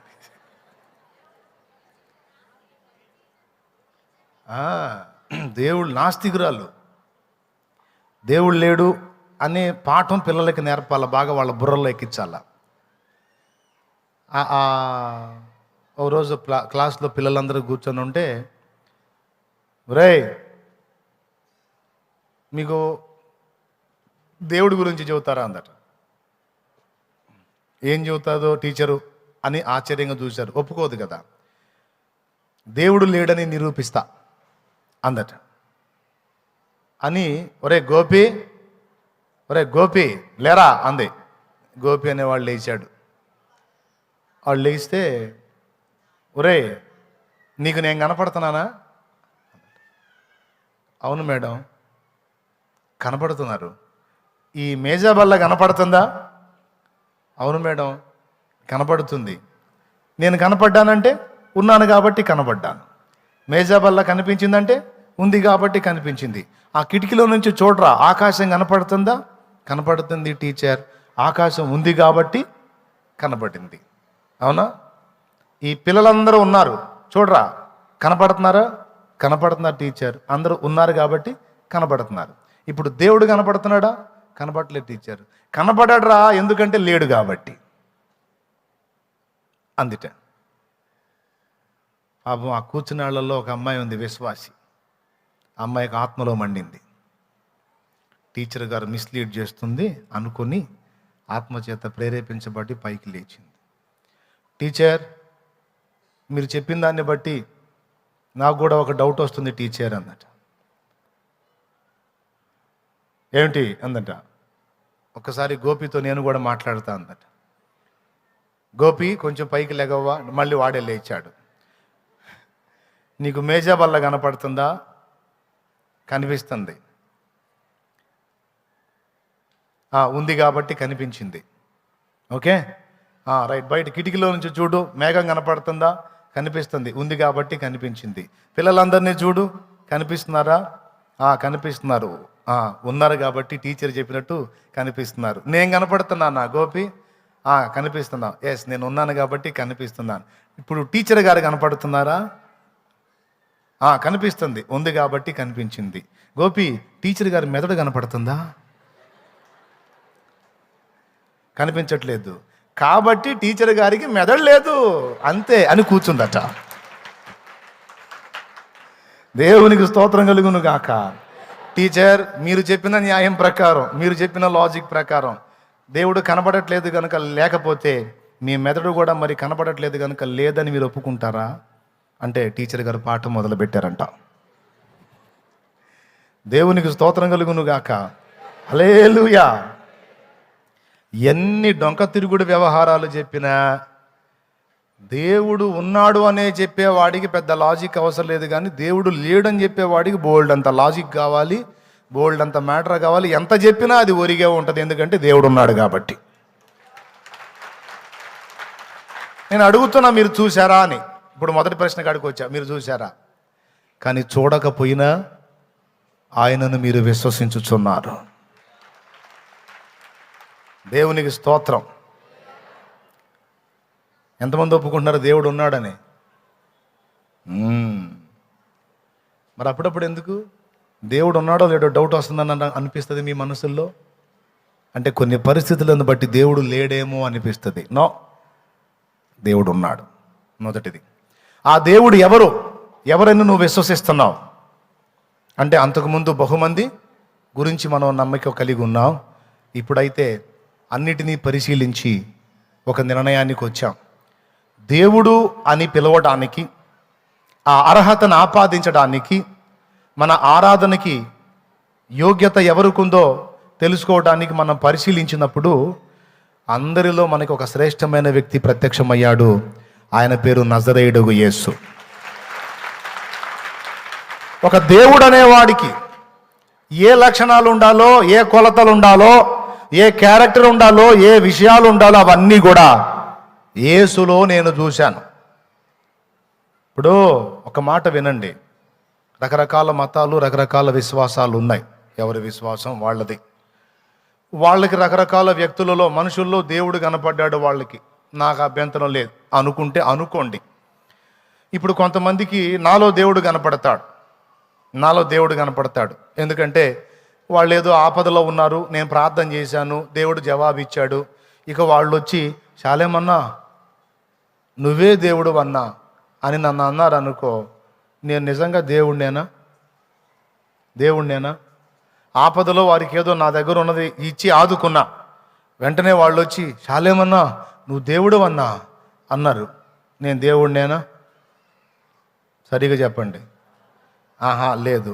అలాగే మీకు బోధ కలిగేదానికి మంచి మార్గాన్ని, నీతి పాఠాలు బోధించా, అబ్బా శాలేమన్నా ఈ మాటలు మాకు ఎవడూ చెప్పలేదన్నా, నువ్వు దేవుడు అన్నా అన్నారు, నేను దేవుణ్ణేనా? చెప్పండి. దేవుణ్ణా? కాదు. మరి దేన్ని బట్టి నువ్వు దేవుడివి అని అంటారు అంటే, దేవుళ్ళో ఉండే సుగుణాల్లో ఒక గుణం నా దగ్గర నీకు కనబడేసరికి దేవుడు లాంటోడివి అన్నావు. దేవుడు లాంటోడు వేరు, దేవుడు వేరు. దేవుడు లాంటోడు అంటే దేవునికి ఉండేటువంటి సుగుణాలలో ఒకటేదో వీడి దగ్గర కనపడింది, దాన్ని బట్టి ఏదో ఒక లక్షణాన్ని బట్టి ఒకరిని దేవుడని మనం అనుకుంటే అది మన భ్రమ. దేవుడు సుగుణాల సంపన్నుడు, సద్గుణాల మూట. ఇప్పుడు నాలో సద్గుణాలు ఉన్నాయి కొన్ని, అవి దేవుని నుండే కలిగినాయి, కానీ నాలో దుర్గుణాలు కూడా ఉన్నాయి. మళ్ళీ చెబుతున్నా, డైరెక్ట్ స్టేట్మెంట్, మళ్ళా లాలూచి లేదు. నాలో సుగుణాలు ఉన్నాయి, ఆ సుగుణాలు కూడా దేవుణ్ణి బట్టి వచ్చినాయి నాకు. నాలో దుర్గుణాలు కూడా ఉన్నాయి. ఎంత దుర్గుణం అంటే, మమ్మ నోరారా 2-3 సార్లు అంది, ఒకటన్నా తగిలి పోట్లేదేంది నువ్వని. ఎందుకు? ఆనాడు దుర్గుణాల మూటగా ఉన్నాను నేను. టార్చర్, తల్లిదండ్రులని గౌరవించడం తెలియదు, ఒక మూర్ఖత్వం, తప్పుడు మాదిరిని బట్టి తప్పుడు ఆలోచనలోకి వెళ్ళిపోయి నీచ ప్రవృత్తిలో జీవించే దుర్గుణాల మూటని. ప్రభు అయిన యేసు నన్ను దర్శించి నా మనోనేత్రాలు వెలిగించి తన యొద్దకు ఆకర్షించుకున్న తర్వాత నా బ్రతుకు మారటం మొదలుపెట్టింది. తల్లిని తల్లిగా, తండ్రిని తండ్రిగా గుర్తించి వాళ్ళకు జరిగించాల్సిన మర్యాద నేను జరిగించాలని గ్రహించి వాళ్లకు చేయదగ్గ సాయం చేయటం మొదలుపెట్టా. వాళ్ళ కాలు మొక్కటం మొదలుపెట్టా. లేకపోతే కాలు ఎత్తే అంతకుముందు చెప్తున్నాగా అలాగా గుద్దుతా అని చెయ్యి కాలు ఎత్తే తల్లి మీద. అలాంటిది కాలు మొక్కే పరిస్థితి ఎట్లా వచ్చిందంటే, కాలు ఎత్తకూడదు నాన్న తల్లి మీద, చెయ్యి ఎత్తకూడదు నాన్న తల్లి మీద, కాలు మొక్కాలే తల్లిదండ్రులకి అని యేసయ్య నేర్పాడు. ఈ లక్షణం నాకు యేసును బట్టి వచ్చింది. ఇప్పటికి కూడా నాలో మీకు అన్ని సుగుణాలు కనపడతాయి. ఎందుకంటే జాగ్రత్త పడతా. మీ ముందు నేనే కాదు, ఎవరైనా దాదాపు 100లో 80% భక్తులందరూ కూడా బయట జాగ్రత్త పడతారు. అర్థమైందా? ఎందుకంటే మరి చెప్తున్న మాటకు తగ్గ జీవితం ఉండాలి కదా. పక్కన రకరకాలుగా మనుషులు విసిగిస్తున్నా, పిచ్చ కోపం వచ్చి ఒకటి గుద్దుదాం అనిపించినా ఆ బిడ్డకి తెలియదు. ఒట్టిదే వీడంత సాత్వికుడేం కాదు, దేవునికి స్తోత్రం కలుగును గాక. అలాగ మైకు తీసి గుద్దుదాం అనిపించేంత కోపిస్తోడే. కానీ నేనే మైకు తీసి గుద్దుతా అన్నాను అనుకో, ఇక విశ్వాసులు కర్రలు తీసుకొని బాగుతారు. కాబట్టి నేను మాదిరిని కనుక చాలా జాగ్రత్తగా ఉండాలి. అందుకని అవతలోడు చిరాకు పెడుతున్నా,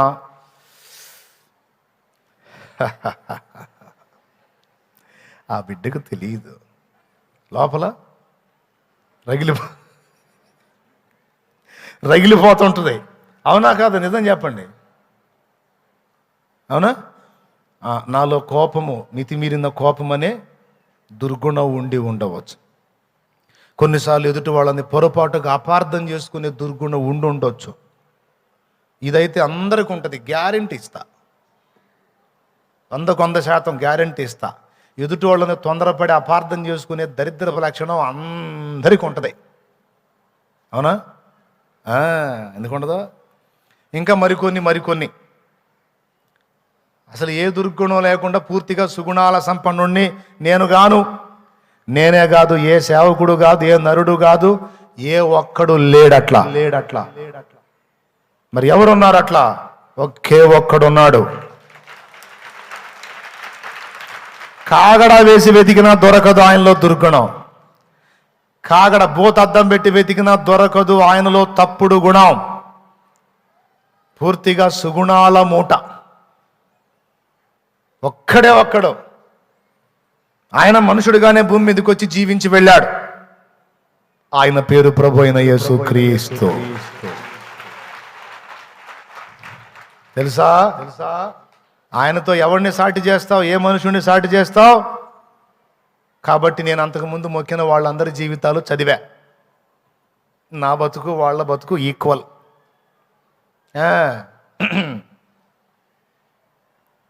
ఏం వేరియేషన్ లేదు. అదే టైపులో యేసయ్య లైఫ్ కూడా చూసా. నా జీవితం, వాళ్ళ జీవితం, యేసయ్య జీవితం. నేను అంతకుముందు నొక్కిన వారి జీవితాలు నేను చదివినప్పుడు నా పర్సనల్ సాక్ష్యం, నా అభిప్రాయం నేను చెబుతున్నా. నాకు స్వేచ్ఛ ఉందిగా, నా భావాన్ని నేను ప్రకటించే స్వేచ్ఛ నాకు లేదా? ఆర్టికల్ 25 ప్రకారం ఉంది. దేవునికి స్తోత్రం. అందుకే నా ఫీలింగ్ నేను చెబుతున్నా. నేను మొక్కిన వాళ్ళందరి జీవితాలు చదివా. వాళ్ళ లైఫ్లో కామ, క్రోధ, లోభ, మోహ, మదమాశ్చర్యంలోని అరిషడ్ వర్గాలు పనిచేసినాయి. నా బతుకులో కూడా అయ్యే ఉన్నాయి. కాబట్టి సన్యాసి రాసుకుంటే బూడిద రాలిద్దని, ఇక అంతా ఈక్వల్ అయినప్పుడు ఇక వారి వల్ల నేను మోక్షానికి ఎట్టబోతానని క్వశ్చన్ స్టార్ట్ అయింది నాకు. మరి ఇప్పుడు ఏ పాపం లేని పరిశుద్ధుడు ఎవడు? నాకు మాదిరి ఎవడు? నా పాపాల కొరకు ప్రాయశ్చిత్తం చేసేవాడెవరు? నన్ను మోక్షానికి తీసుకెళ్లేవాడెవరని వెతికా. నేను అడిగిన ఈ కొలతలన్నీ కరెక్ట్గా కలిగి ఉన్నవాడు ప్రభు అయిన యేసుక్రీస్తు అని గుర్తుపట్టా. అది కావాలంటే మీకు కూడా ఇంట్రెస్ట్ ఉంటే మర్యాదగా కళ్ళు పెట్టుకొని ప్రార్థన చేసుకొని బైబిల్ చదవండి, యేసయ్య జీవితం చదవండి. నా కుమారుడికి బైబిల్ ఇచ్చి వాడు చదివిన తర్వాత అంతకుముందు నేను మొక్కిన వారి యొక్క చరిత్రలు ఇచ్చా. లోపాలు బట్టురా, లోపాలు అండర్లైన్ చేయరా అని తీసుకొని తడవకొని అండర్లైన్ చేసి తీసుకొచ్చి నా ముందు ఉంచాడు. ఇదిగో ఇతను ఇలా చేయకూడదు కదా, ఈమె ఇలా అనకూడదు కదా, ఇది తప్పు కదా, ఇది ఒప్పు కదా అని మొత్తం తీసుకొచ్చి రాసుకొచ్చి ఇచ్చాడు. తర్వాత అచ్చంగా ఏ చదివితే ఇటు పాడైపోతాడేమో డౌట్ వచ్చింది నాకు. ఎందుకంటే అట్టుంటాయిలే చరిత్రలో.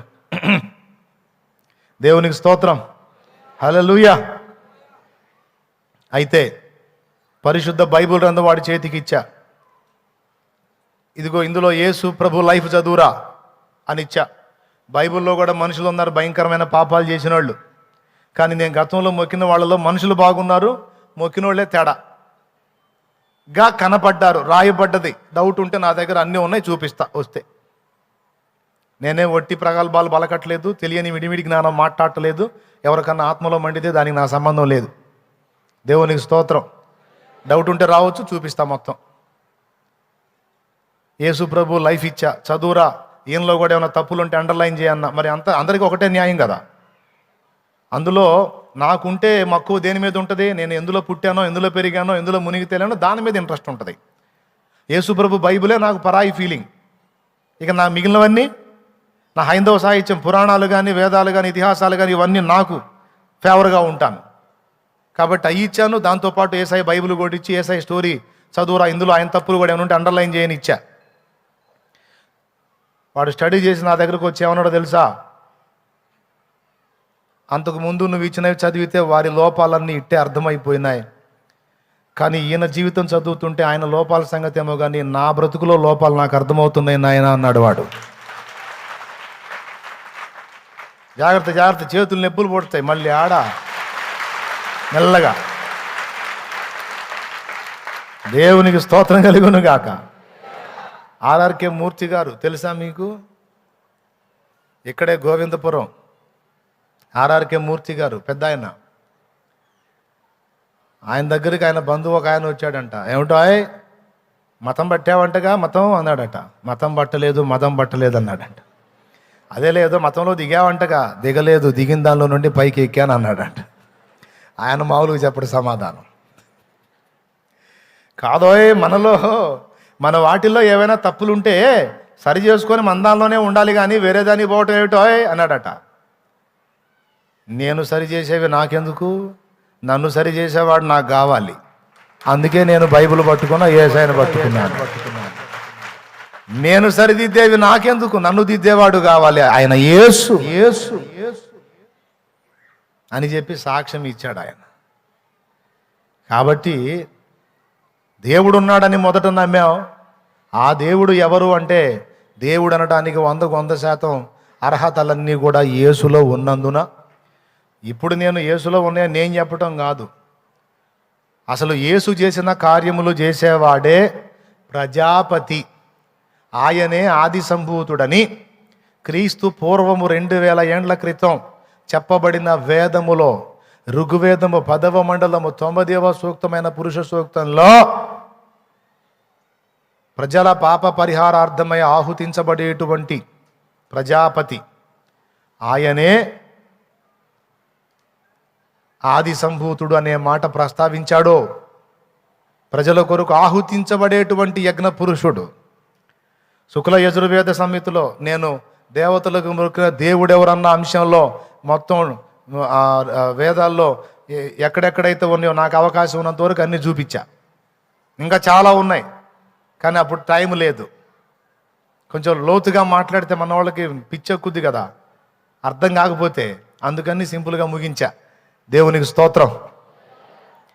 కాబట్టి ఆనాటి వేద ఋషులు చెప్పిన వాడు కూడా ఈయనే, బైబిల్ ప్రవక్తలు చెప్పిన వాడు ఆయనే. గనుక గుర్తించి నేను మొక్కటానికి అర్హత, నన్ను విమోచించటానికి చేసిన యాగం, నేను ఫాలో అవటానికి అద్భుతమైన మాదిరి యేసు ప్రభులో చూసి ఈయనే దేవుడని అనుసరించడం మొదలుపెట్టా. మరి అంత మాత్రం క్యారెక్టర్ నాకు అంతకు ముందు వాళ్ళ కనపడలా. ఎందుకు మారావు, ఎందుకు మారావు అంటావు, చెప్పరాసి వెధవాయ్ అనాలి అనిపించింది నాకు. అనకూడదుగా మనం.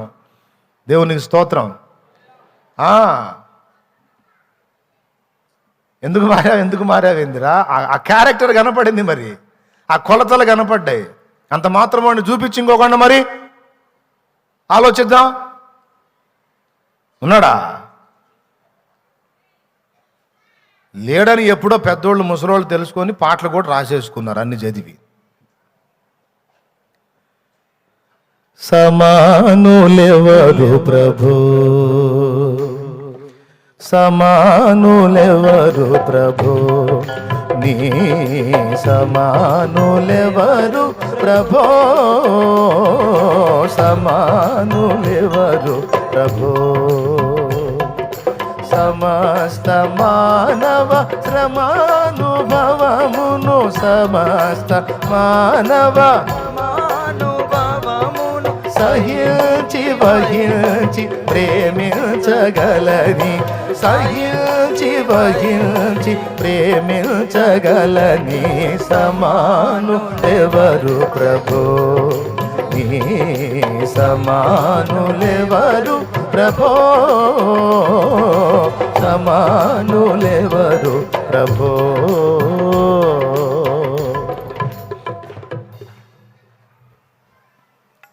ఆవేశం ఎక్కువ, ఆలోచన తక్కువ. కనీసం వారి గ్రంథాలు కూడా సరిగా, మన గ్రంథాలు చదవాలి కదా, మనం చదివి కదా మాట్లాడాలి. నేను ఎప్పటి నుంచో కొన్ని సంవత్సరాల నుంచి మొత్తుకుంటున్నా, ఒరే అబ్బాయి నేనేం మతం మారలా, వేదం ఏమి చెప్పిందో అందులోనే ఉన్నా నేను. దేవునికి స్తోత్రం. వేదం ఏ యజ్ఞ పురుషుణ్ణి, ఆహుతించబడిన ఏ పరమాత్మని, అగ్ని అయి ఉండి యజ్ఞమై దేవతలందరి చేత మొక్కించుకున్న ఏ అగ్నిని గురించి చెప్పిందో ఆ అగ్నినే నేను ఇప్పుడు మొక్కుతున్నాను. విదేశీ మతం కాదు, నీ బొంద కాదని ఎప్పటి నుంచో సంవత్సరాల నుంచి చెప్తున్నా. వినపడి సస్తేగా చెవిటోడు ముందు శంఖం ఊదినట్టుంది నా బతుకంతా. దేవునికి స్తోత్రం కలుగును గాక. అదేమంటే చంపుతాం, తిడతాం, కొడతాం, పొడుస్తాం, మాకు తెలీదు. నువ్వు అహంకారంతో కొడితే మేము ప్రేమతో కొడతాం, నువ్వు చెడిపోవటం ఇష్టం లేదు కాబట్టి.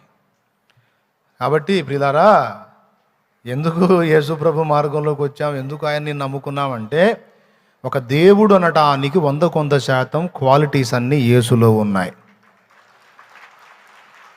ఇది మిడిమిడి జ్ఞానంతో చెప్పట్లేదు, అక్షరాల అన్ని చదివి పరిశీలించి ఒక అండర్స్టాండింగ్కి వచ్చి చెబుతున్నా.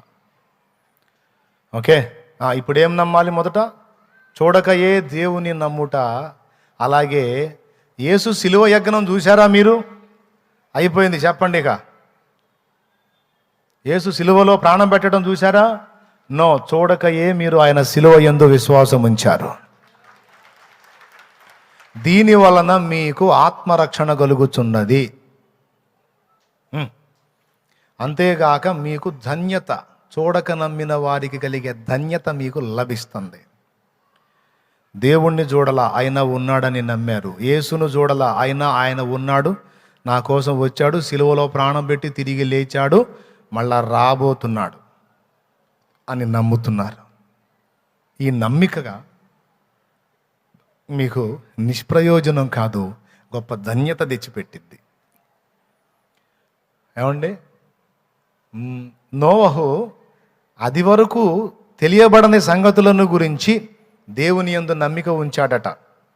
నోవా 40 రాత్రులు 40 పగళ్ళు భూమిని జలముతో నింపబోతున్నా, ఆకాశ తూములు విప్పబోతున్నా, అగాధ జలపు ఓటలు విప్పబోతున్నా, భూమండలం అంతా కూడా నీటితో ముంచెత్తబోతున్నా, పర్వతములు సైతం మునిగిపోయేంత జలములు భూమి మీదకి ప్రబలి రాబోతున్నాయి.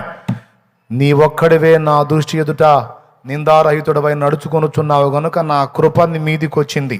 నీవు నీ కొరకు, నీ ఇంటి వారి రక్షణ కొరకు ఓడను సిద్ధపరచుకో అని, ఓడ ఎంత పొడవు ఉండాలో, ఎంత వెడల్పు ఉండాలో, ఎన్నంతస్తులు ఉండాలో, ఏ చెక్కతో దాన్ని కట్టాలో కూడా మొత్తం దేవుడే ఆ డీటెయిల్స్ అన్ని ఇచ్చాడు.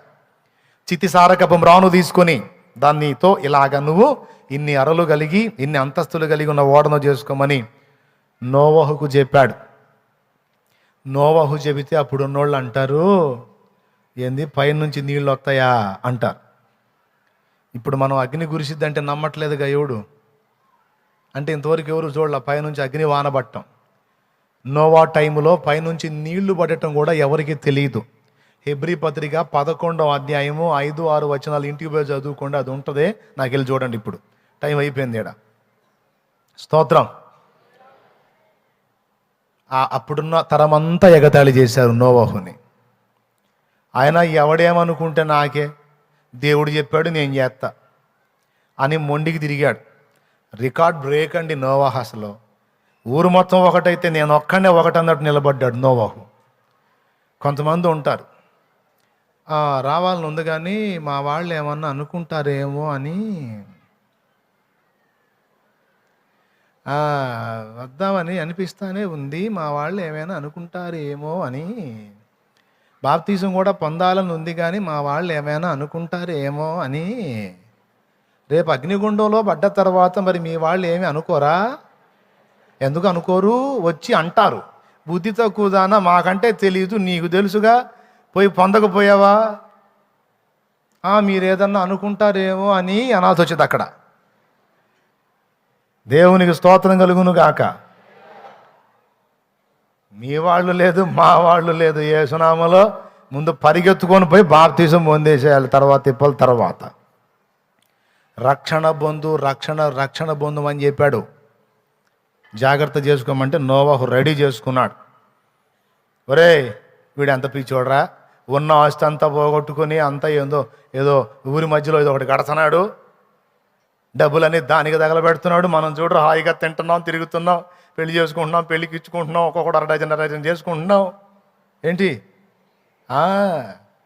దేవునికి స్తోత్రం, డజన్ అరడజన్ చేసుకుంటున్నాం, కావాలనుకున్న తింటున్నాం, తాగాలనుకున్న తాగుతున్నాం, ఎగురుతున్నాం. అసలు బ్రహ్మాండంగా ఉంటే మనము ఏంద్రా ఇట్లాంటి పని చేస్తున్నాడని ఎగతాళి చేశారు. నోవాహు పట్టించుకోవాలా, నోవాహుని వాళ్ళు పట్టించుకోవాలా. పిచ్చెత్తింది నోవాహుకి. ఒరే నా మాట లక్ష్య పెట్టినప్పుడు మిమ్మల్ని మీ చేష్టల్ని నేను ఎందుకు లక్ష్య పెట్టాలి? మీరెంత పంతం పట్టు కూర్చున్నారో నేనంతే కూర్చుంటా. నా మార్గంలోకి మీరు రానంత వరకు మీ మార్గంలోకి నేను ఎందుకు వస్తారా? నేను కూడా రాను అని అలాగా ఊరి మొత్తానికి అడ్డం తిరిగి కూర్చున్నాడు. ఓడగట్టడం అయిపోయింది. దేవుడు మాట్లాడాడు, నోవా నేను భూజంతువుల్లో రెండేసి నీ దగ్గరకు పంపిస్తానన్నగా వస్తున్నాయి. డోర్ది మొత్తం వచ్చేసినాయి, జతలు రకరకాల జంతువులు, జీవులన్నీ అన్నీ లోపల చేరినాయి. మరి మొత్తం జలప్రళయంలో నాశనం అవుతుంది కదా. తర్వాత మళ్ళీ నోవా ఫ్యామిలీ రన్నింగ్లోకి వచ్చినప్పుడు అవన్నీ కావాలిగా మళ్ళా. అందుకని వాటి ఉనికి ఉండునట్లు అటన్నిటిని రెండేసి మొత్తం ఓడలోకి రప్పించాడు. అదిగో ఓడ, సకల ప్రాణులు, దేవునికి స్తోత్రం. వాడంటే రోడ్డు మీద నుంచి వచ్చింది అనుకునేరు, స్క్రీన్లో కనపడేది చూడండి. అలాగ మొత్తం రెడీ అయిపోయింది. అన్ని జంతువులన్నీ లోపల చేరుతుంటే వచ్చి పగలబడి నవ్వుతున్నారు. వీడికేం మెంటలెక్కింది ఏందిరా, పిచ్చి పనులు చేస్తున్నాడని. ఇప్పుడు మనల్ని కొంతమంది ఎగతాళి చేస్తారే, ఆదివారం భార్య బిడ్డలను తీసుకొని చక్కగా తలంటూ స్నానం చేసి తెల్లటి బట్టలు కట్టుకొని హల్లెలూయా స్తోత్రం అనుకుంటా చర్చికి వస్తుంటే కొంతమంది విచిత్ర, అబ్బో భక్తుడు బయలుదేరాడు, భక్తుడు ఎప్పటి నుంచి రో అని మనం కనపడ్డంత వరకు మన గురించి మాట్లాడుకుంటూ ఉంటారు చూడు. అరుగుల మీద కూర్చొని సీసీ కెమెరాలు, కొంతమంది సీసీ కెమెరాలు అన్నమాట, అరుగుల మీద కూర్చొని వాడిని చూడటం వీడిని చూడటం అంతా రికార్డ్ చేసుకుంటూ ఉంటారు. దేవునికి స్తోత్రం కలుగును గాక. ఏమంటే చక్కగా 6 దినాలు కష్టపడి పని చేసుకొని ఆదివారం రోజు హాయిగా దేవుని సన్నిధికి వచ్చి ప్రార్థన చేసుకుంటా చర్చికి వస్తున్నా, చర్చి నుండి వెళ్తున్నా. వందనాలండి భక్తుడు గారు, వెటకారాలు కొంతమంది. ఇంట్లో ప్రార్థన చేసుకుంటుంటే ఇంట్లో భజన కూడా పెట్టారే, భజన కాదు ఊరుకో, ప్రార్థన ప్రార్థన మరి చూద్దాం ఎన్ని రోజులు ఈ భక్తి. ఇట్లాంటి మాటలు మాట్లాడుకుంటూ ఉంటారు. ఇలాగా ఎగతాళి చేస్తూ వచ్చారు నోవాహుని. అన్నీ రెడీ అయిపోయినాయి. ఇక దేవుడు మాట్లాడుతున్నాడు, Noah Noah Noah Noah Noah చిత్తం ప్రభువా, నువ్వు నీ ఫ్యామిలీ మొత్తం వాళ్ళకి వెళ్ళిపోండి. ఎందుకు తండ్రి? సమయం ఆసన్నమైంది, నేను రప్పించబోతున్న ప్రళయం ఇక స్టార్ట్ అవుతుంది, వెళ్ళిపో అన్నాడు. మొత్తం నోవా కొడుకుని పిలుచుకున్నాడు, షేమో హామో యాపెతో, నా కోడండి రారా, కుమారులారా రండి, త్వరపడి రండి, ఓడలోకి ప్రవేశించండి. నోవాహు భార్య నోవా మొత్తం 8 మంది వెళ్ళిపోయారు. లోపలికి వెళ్ళి డోర్ లాగుతున్నాడు. దేవుడు మాట్లాడాడు, నోవా నోవా నువ్వు వెళ్ళి డోర్ నేను వేస్తా అన్నాడు. ప్రభా నేను అంతా రెడీ చేసుకున్నా, ప్రభా నేను వేసుకుంటా. నువ్వు పో, డోర్ నువ్వు కాదు నేను ముయ్యాలి, పో. నువ్వు వేసావు అనుకో, నువ్వు తీస్తావు, నేనేస్తా. నేనేస్తే ఇక నువ్వు వల్ల కాదు, పో అని నోవాహును లోపల పంపించి మొత్తం డోర్ క్లోజ్ చేశాడు. క్లోజ్ చేశాడు. ఇక స్టార్ట్ అయినాయి. అప్పటిదాకా నోవా ఫ్యామిలీ కూడా ఓడలో ప్రవేశిస్తుంటే, వెళ్తున్నారా, వెళ్ళండి వెళ్ళండి వెళ్ళండి, అందులోనే సమాధి అయిపోండి, రాండ్రా. ఇలాంటి అర్భకులతో మనకెందుకు, మూఢులరా వీళ్ళు, మూఢభక్తిరా, మరి పిచ్చిరా, చాదస్తాంరా, మనకెందుకురా వీళ్ళతో, రండిరా మనం పోదాం అని వాళ్ళని వెటకారం చేసుకుంటా వెళ్తా వెళ్తా వెళ్తా ఉంటే టపా టపా పైనుంచి నీళ్లు చుక్కలు పడుతున్నాయి. ఆ నీళ్ల చుక్కలు ఎప్పుడైతే పడ్డాయో చిన్నగా ఒకటి ఒకటి చూసుకుంటున్నారు. నీళ్లు పడ్డాయా నీ మీద? నా మీద కూడా పడింది. చూస్తా ఉండగానే ఇంకొంచెం ఎక్కువ పడతాం మొదలుపెట్టింది. కాళ్ళ కింద చూశారు, నీళ్లు వచ్చేస్తున్నాయి. అగాధ జలముల ఊటలు విప్పబడి భూగర్భంలో నుండి బుడబుడ బుడబుడ బుడబుడ నీళ్ళు వచ్చేస్తున్నాయి. హే, కాళ్ళ కింద నుంచి నీళ్ళు వస్తున్నాయిరా, వెర్రిమొహంవాడా, ఇది మావులేరా, అటు చూడరా పైనుంచి వస్తున్నాయి. పైనుండి కింద నుండి నీళ్లు చూస్తానే గిలకల్లోతు, చూస్తానే మోకాళ్ళ లోతు. ఇక వణుకు స్టార్ట్ అయింది. భక్తిహీనులకు వణుకు పుట్టే రోజు రాబోతుంది భవిష్యత్తులో కూడా, తెలుసా? తల్లి జాడ పిల్లకు లేక, పిల్ల జాడ తల్లికి రాక, తల్లి జాడ పిల్లకు లేక, పిల్ల జాడ తల్లికి రాక, చెట్టుకొకరు గుట్టకొక్కరై అనాథలై రోజు, చెట్టుకొకరు పుట్టుకొక్కరై అనాథలై అరిచే రోజు, ఆ రోజు శ్రమ నుండి తప్పించే నాథుడు లేడు, ఆ రోజు శ్రమ నుండి తప్పించే నాథుడు లేడు.